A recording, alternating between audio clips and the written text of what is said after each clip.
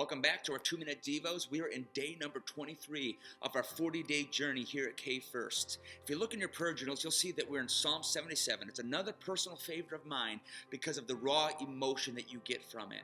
I mean, look here, verse 9, we've got psalmist saying this: God has forgotten to be gracious. He has slammed his door on his compassion. And I said, this is my fate. The Most High has turned his hand against me. What is the psalmist doing? He's making this proclamation that God's forgotten about me. He's looking around at other people and he's saying, wow, look at what's happening in them. What about me? God, have you left me out in the cold? Am I chopped liver? What about me? Have you ever said that? I have. Where I've looked and I'm like, wow, why are you doing that and them? What about me? This is how long I've served you. This is the type of person I am. And we get so caught up in emotion of feeling neglected by God. And the psalmist stops himself. And he says this: but I recall all that you've done, O Lord. I remember your wonderful deeds of long ago. They are constantly in my thoughts, and I cannot stop thinking about your mighty works.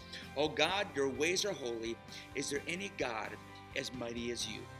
Can I tell you, the remedy to selective amnesia when it comes to our walks with God is simply recognizing God for who he is.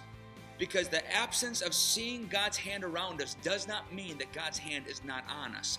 The absence of seeing God working around us does not mean that God stopped working on our behalf.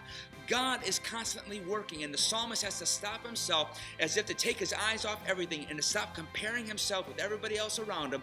And he has to stop and say, listen, I may not see things, but this is what I know about you. So therefore, because I know this about you, I know your reputation, I know your work, I know your power, I can trust just in that. So today, are you looking around? Are you confused? Are you feeling forgotten? Know this: God has not forgotten about you.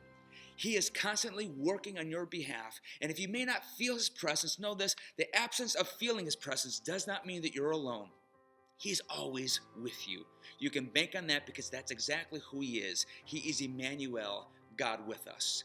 That's all I've got to say today. Rest and be assured that knowing that God is with you, and we'll see you tomorrow as we continue through our series.